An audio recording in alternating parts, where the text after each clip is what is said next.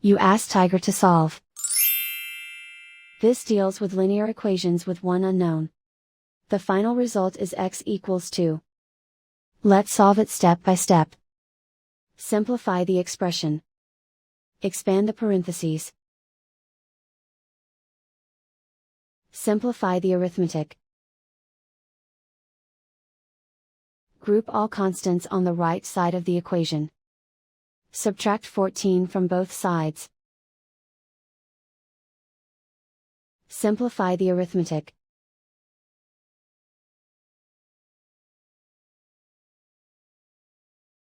Isolate the x. Divide both sides by 7.